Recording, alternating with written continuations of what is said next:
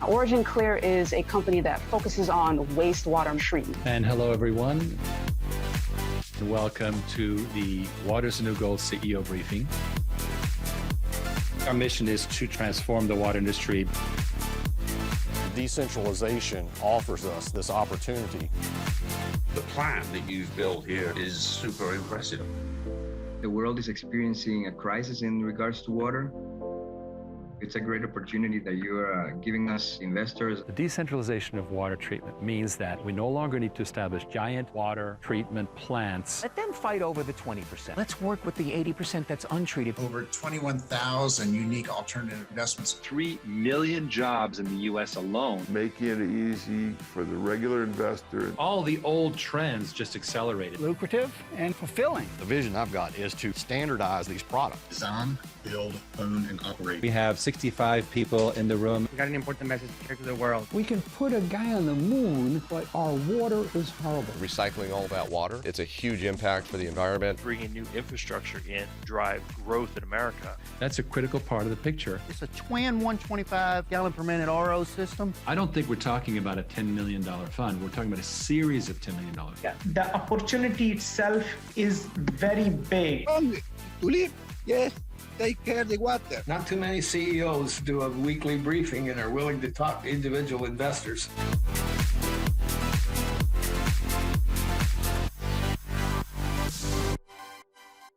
Welcome aboard. It's a pleasure to have you. Let me just see. And Timothy Melton, blessings. And Keith Rutten says, happy birthday. Well, you're right. I mean, because my birthday is on the 8th, it will fall by next Thursday. It'll be gone. It'll be over. I'll be much, much, much older. So, but that's okay because you guys make me feel young all the time. So thank you, Keith, for your kind wishes. And Aku says hi. And yes, we can see your texts. The texts only go to us, but I faithfully repeat them. So you don't have to worry about me trying to suppress them or anything. But this is going to be a very exciting one. Now, I promised to do crypto this week. Sorry, not going to happen. It's going to be exciting. The crypto thing is still being pulled together, but you will love it. Now, let me go ahead and jump right in. And it's going to be a very interesting report about water on demand interim services. All right. So, of course, today is February the 3rd, and we are helping you thrive in the world's only vital, scarce, and recession-proof market, and that is proving to be for real. And as always, you can listen in Spanish. Thank you, Heather, for interpreting so well as you have been, and we welcome all Spanish speakers. The safe harbor statement, as usual, says that we'll do our very, very best to get it right. We may not come out that way, but we are certainly, we do our very best to tell you exactly how it is, and we correct it as it goes. All right, now I wanted to look back on 30 January 2020. What was happening? Ken's gonna laugh about this one because, oh my gosh, I was watching my own video, my own. Sorry, we've gotten much better. What can I say? But it was interesting. These are the couple of the things that were going on. Of course, coronavirus is accelerating. And I'd been invited to this Indian Membrane Society IMS conference in Chennai, India, on the February 14th, and it was canceled along with my keynote speech. Now, the keynote speech was about India. India is a tale of two cities. On the one hand, $90 billion hydrologic, which means big water projects up in the Himalayas, to try and deal with the effects of deforestation up there and all kinds of issues. At the same time, no money at all for the sewers in the cities and so forth, and people dying and that kind of stuff. And my idea, which of course is the trend, is to simply encourage people to do their own water treatment and therefore deliver treated water to these sewers. That is something that is well in the future, but the solution we come up with after this really was the enabler. We'll talk about that some more.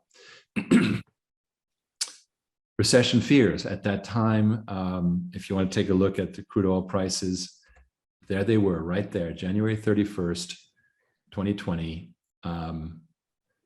just teetering a little bit. There'd been kind of like, yeah. And then of course it just went to, I think, a negative at that time. You can go to macro trends and look at this, really interesting. So it didn't take long. I think by my birthday, it was already like dramatically down. And that's when Ken and I really started looking at, well, what's going on here and how can we make sure that, because we didn't know what was going to happen, right? And out of that lengthy effort came what we're doing today. So now in that briefing, I discussed disruption, and there was a picture of Elon Musk repairing his own car window in 1995. So you see that gives hope to the rest of us that we too may be billionaires someday. Who's chatting here? Oh, Timothy, my dad's birthday is the 8th. Happy Miracle Day. Missed you, bro. Glad to be here. Well, thank you likewise, my friend. So Timothy Beltons. All right. So watch out for the ugly duckling. It might just eat your lunch. So that was on the 31st of January 2020. And I also talked about how Tesla started with a terrible car. And this was a car that was cobbled together from a Lotus Elise. And they used the AC propulsion electrical, the power unit, which didn't scale well. It was good in small units. And they also had a huge stack of laptop batteries, I believe, literally laptop batteries. And they then had to stretch the chassis, which made it, they couldn't get the safety certification. They basically had to start fresh. A friend of mine was driving one of these around. It was a white, I remember. And he was quite proud of it, but you know, it was because he was a Hollywood dude, he got it for free. But essentially what Elon Musk did right is he went ahead and created a prototype. He did it. He did not wait to, you know, as he said later in a USC commencement speech, anyone can build a PowerPoint and built. Thank you, Timothy. You'll be a zillionaire. No one's, I like that. But you know, he went ahead and built a car. As bad as it was, he built a car, and that's the key. Now, one of my people I admire the most in the world is Clayton Christensen, who passed away in 2019. Perhaps even in January 2020, I think it was. And he invented the term disruptive innovation. And he had huge effects on people like, for example, Andy Grove took his book and distributed it to everyone in Intel. And they came up with the Celeron chip at the time, which revolutionized Intel back into the consumer space. They were losing ground. And Intel kind of came back from a very bad spin. Now, in his book, this is interesting. A true disruptive innovation first appealed only to a niche market and appeared less attractive than the powerful incumbent it eventually usurped. In fact, the incumbent typically looked down on it as inconsequential until it ate up huge swaths of its market share. So this little disruptive thing starts out and, oh, yeah, whatever, it's fine. And it starts eating lunch. A disruptive innovation appears inferior to incumbents, meaning the companies in place, and underperforms on traditional measures. But it opens up a whole new category of consumption to users and consumers who would never have consumed it before because it was either too expensive or required too much expertise to consume. Many think it means newer, better, faster, but what Clay actually found was that a disruptive innovation doesn't appear as a better product, but as one that makes it more accessible or more affordable to a much wider audience. Ladies and gentlemen, this is water on demand. Water on demand, which, believe me, we did not have that vision at that time. Took us a long time to form it. We're not perfect. It took us a long time, but out of that sort of constant process, we came up with something that, you know, speeds up the adoption of decentralized water, of water being done by industry at the point of use by dealing with the financial issue and making it just a pure, here, sign a contract and it's done, fully outsourced. And that is a disruptive innovation here. So that's what was cool. And of course, since then we have gone ahead and as of November 1st, we started to bring in capital. So where are we at with the capital status of water on demand? And I went ahead and grabbed a screenshot tonight of the live spreadsheet. We'll show you exactly what's going on. So here we go. It shows on the left-hand side what's expected, and on the right-hand side what actually came in. And you can see we don't have it all in. We're coming, but at the bottom right, you see 927,500. We are closing in on that $1 million. As you can see, though, the amount banked is basically double what goes into the sub, because the structure of the investment is that OnginClear gives up its share of profits, half of the profits that it expects, in order to get basically an advance on the earnings in order to fund current innovation. So out of $100,000 raised, $50,000 goes into water on demand, and $50,000 goes into building the systems and so forth. And we give the investor 50% on the 50,000, which gives them 25% overall, which is the deal that they get in perpetuity until that water on demand subsidiary is closed out, which could be 25 years or whatever. And so it works out very well, and everything's secured either with the assets or with the company. And so it does mean, however, that we have to run twice as fast just to stand still, because we have to raise twice as much money in order to continue to operate, which I'm very pleased to say that between the efforts of the amazing contribution of philanthropic investors who really came through for us in recent years as our channel partner, and just it's so rare that finders actually perform, and then our existing investor base coming back again and again. This time it's not a high risk investment quite as much because it's got that asset built in. And so between those two and some more marketing avenues opening up, for example, Facebook, we're definitely making it happen. So I don't quite worry as much. I actually don't need melatonin to sleep at night, which is good news. And we're really rolling along. So we're going to end up with $1 million. And Bob Bruce says, sometime please mention the location and name of the hotel with the super water. Ha ha ha ha ha. Well, okay, I'm not going to give you the name yet, but it is in Nashville, Tennessee, brand new hotel. And we're going to have video and opening, etc. And there's more jobs coming from that same premium chain. So you can have some fun looking for that. And Timothy says, good job, team. Bless this project sevenfold. Let 100 million be banked. I know. Well, in fact, we're going for 300 million, because starting with the current retail accredited investors, as you know, Andrea Agostini came on board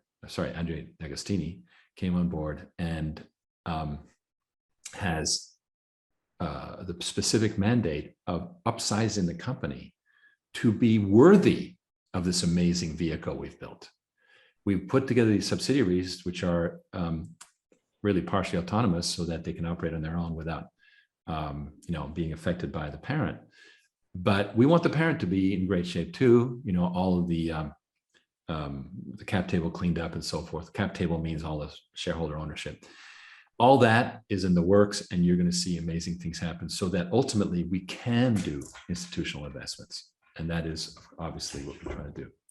Let's take a look at the next slide, because I interviewed this afternoon Manuel Vianna, the general manager of Water on Demand. He's been doing a fabulous job. He's overworked and underpaid. So with that, I'm going to go ahead and play that. Here we go. Manuel, it's a pleasure talking to you with this wonderful background. You are, really a man after my own heart. Well, it is in your honor that I chose this background, Riggs. Vale. Lone mountain, big sky. Big sky rocks for sure. Yeah. With that 50-degree couloir right there at the top that you can what's it called? Goat run or something like that. That's like this. I have not tried it, I confess. I don't know. To be fair. Yeah. Well, okay, so lots been going on. A couple of weeks ago, we had Dan Early came up with some new bright ideas, and this has opened up the field because, the concept for Water on Demand has been, we're going to do these, pay-per gallon deals and so forth and so on, but that requires a whole contract management setup, which we're working on, a lot of stuff. Meanwhile, what do we do? And initially, we were going to do some lending, but it turned out that Progressive Water Treatment was doing too well, and they have too much money, and they're like, we don't need your money. So, so then we turned to some other ideas. Tell me a little bit about what you, Tom, and Dan have been coming up with in the interim. Well, I mean, it's actually, as you said, we are building the business. We know the path we want to take, which is towards the DBOO, design, build, own, and operate. Obviously, that requires a whole portfolio of skills and relationships and resources that we don't yet have. So we're approaching it on a gradient, on a step-by-step basis, but that's where we're headed. So we started looking, and we see there are opportunities to do part of it. You know, traditionally, OnginClear, of course, has been both PWT and MWS have been doing the design and build part of it, not the own and operate. Well, what we're looking at now are opportunities to do the own part. There are opportunities, as you've talked about before, great opportunities in the sales pipeline that are stuck because of lack of financing. And so we think of actually helping the customers with that by renting equipment. So kind of what we're calling rent to own. And this is basically not a rental business forever. In many cases is customers who have the financing lined up, but there's a lag between the financing being awarded and them getting their hands on the money. Therefore, there's a lag on them placing the order. We're going to make it easier for them to actually get started, because we're actually going to rent the equipment to them, install it, charge the rents, and then provide them with an option to buy or a contract to buy, depending on the case, right? That's great. And of course, we maintain the water on demand model, which is we continue to own the machine until it's bought out, which is perfect, right? That's exactly right. And we see other opportunities as well, Riggs, and you and I have talked about this with Tom. And then there's also many situations where the customers are a little bit stuck because they have to make milestone payments ahead of being able to get the equipment installed and benefiting from the operation of the equipment. So we're also preparing a program to basically provide milestone financing. Again, the financing will go to the customer, so the milestone payments are made, and we have the security of the equipment. We have the security of the equipment. We're not, leaving that out as a unsecured loan. It's secured, and we just bridge them to the point where they can actually benefit from the operation. Yeah, and I was hearing anecdotally that it's especially a problem when one of our reps is dealing with the federal government, which is slow in making payments, and then the rep is kind of squeezed because they have a commitment to us. So if we can loosen it up, then of course we become a favored vendor for the rep, because hey, we're giving him something others can't give. And I think more and more, he who, the golden rule, he who has the gold makes the rules. Right. We're adding capital to, an already good reputation, good technology from modular water systems, and the ability to just be flexible. And I think what you're saying is, we'll do whatever works. Do they need to rent for a while? Do they need some milestone milestone deferral, I guess you could say. Right. What do they need to make it work? And with the ability, to do that, then Tom and Dan and Mark can go out there and offer these things up, and you can kind of be the mediator, is what I'm seeing, right? That's right. And if you think about it, I mean, it's exciting because we're actually making good progress towards the DBOO model, right? We're adding the O part of the DBOO, the first O. And we are actually starting to work more closely with engineering consultants. And in fact, we have been talking about making sure that in all of our sales processes, we have an engineering consultant involved as a channel partner, if you will, which provides more help to the customer, more credibility to our offering as well. And that's one of the ways we're building the business. We're doing that. We're looking at the pipeline of opportunities we have that may be stuck because of financing, and you've talked a lot about it before, and we're looking for those opportunities that can be converted into a rental or a water on demand model. And then we have some verticals that we have identified already, some niches that seem perfectly custom made, or water on demand should be custom made for them, I mean. And we're actually investigating those opportunities as well. So one of them is pump stations, right? Yeah, pump stations. We're looking at a few verticals with pump stations, breweries and wineries, truck stops, RV parks and campgrounds. So these are all opportunities that there's a lot out there. The scale of them seems appropriate for us.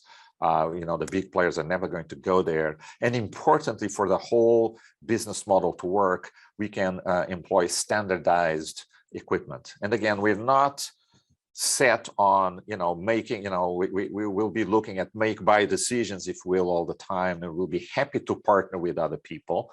We don't, it doesn't have to be our own equipment because, as you know, we're very limited in our capacity to supply that now. So well, we're so maxed out. It's kind of ironic that something we adopted starting in 2020 to accelerate sales, and then the sales accelerated organically. And here we are like, okay, we have more business. Oh, I guess we'll just have to find other resources, which is a wonderful problem to have.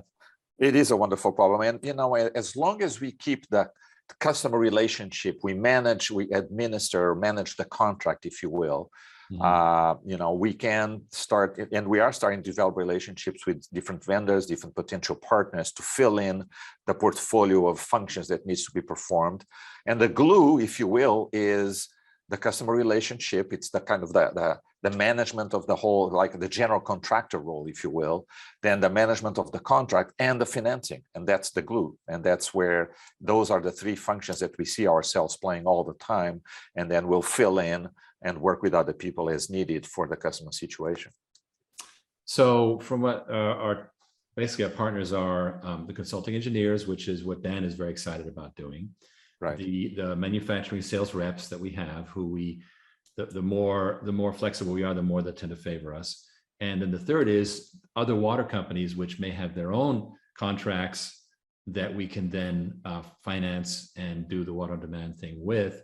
And you're saying that we've begun some of those talks?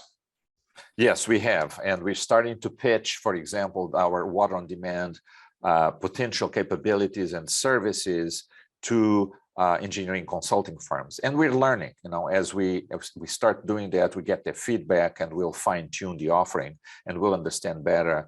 And they become then a tremendous sales force for us, if you will, because they're exposed to many situations where they're scratching their heads together with their customers because they don't have the financing or they don't have the ability to put it all together. And that's where we can come in and partner with them. So I think there's a lot of potential there. Well, that is where I think we start really scaling up and becoming more of a financing company as opposed to building stuff. We love to build stuff, but it's a slow expansion, as we know, and can't help but think that the more we can broaden our footprint, shall we say, the more we'll have this ability to, it's like a 16-lane highway versus a 2-lane, right? You got this ability to run in parallel on so many lines. That's and right. I find that really exciting. Are we overwhelming you yet? Are you sleeping? It's busy. It's busy, let me tell you. It's not like we have a big team. We have a very good team, but not a very large team. And so there's a lot to be done.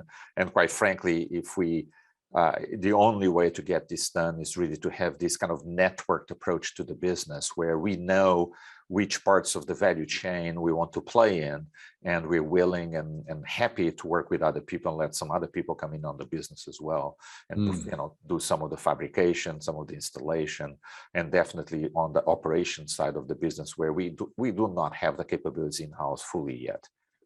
So it's going to take a while, Yes, and that's where we are obviously going to do, buy versus build, right? Because building takes too long. So we contract things out. And Dan has been very good about, Dan has been using fabricators already extensively. Whereas, PWT does so much custom work that tend to do things in-house. Dan has worked hard to standardize and to have, especially for his plastic housings, use the fabricators. So I think that is the right philosophy.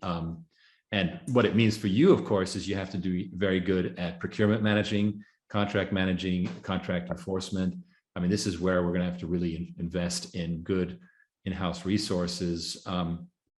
green eye shade people who will like stay on top of it, right? Yeah, absolutely. And that's scalable. I mean, there's a lot of good investment banker types and analyst types that can do this stuff much easier than getting experienced water types. Because one of the problems we have in the water industry, as you know, is a silver tsunami, where the water industry is aging out. Yeah. Now, the good news is the water companies servicing the smaller distributed water players tend to be younger. They tend to be more in their 50s. The really older ones are in the municipal environment. But still, I think that it's going to be easier to buy financial know-how than water engineering know-how on an expansion basis. So we contract the water engineering know-how, and then we staff up with the analysts and and the inspector generals and all that stuff that we need to make sure people running the network operations center. Right. Because we'll have sensors and all. I mean, that stuff is, it's almost a high tech play, really.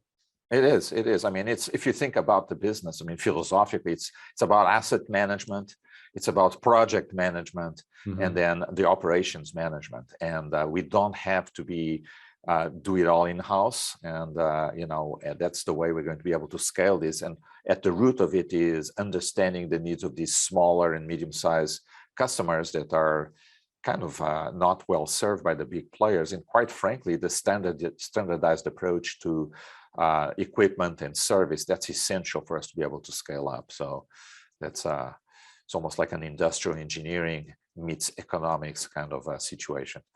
Well, that's the interesting part where we're talking about, as we go down the road, when, let's say, a water company in Atlanta is doing a contract that maybe they've brought and we're just basically financing, but then we can license to them our modular water tech as a sort of a preferred gold seal, because we know how it works and we have the confidence. And so it can be part of, well, this is a gold seal certified setup.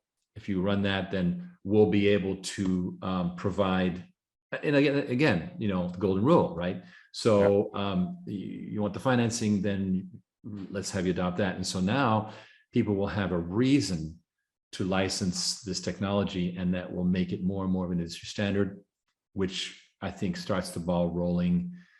Because in the water industry, like any industry, it's all about the network effect, right? Adoption leads to adoption, leads to adoption, leads to adoption. And if you can get that sort of cumulative effect going, then all of a sudden the cycle becomes, well, of course we're using this tech because blah blah. And I think that finally is a way that we can essentially, by being a financier. I mean, look, if I'm a businessman and Bank of America is willing to lend me money, but they specify that it has to be A, B, or C.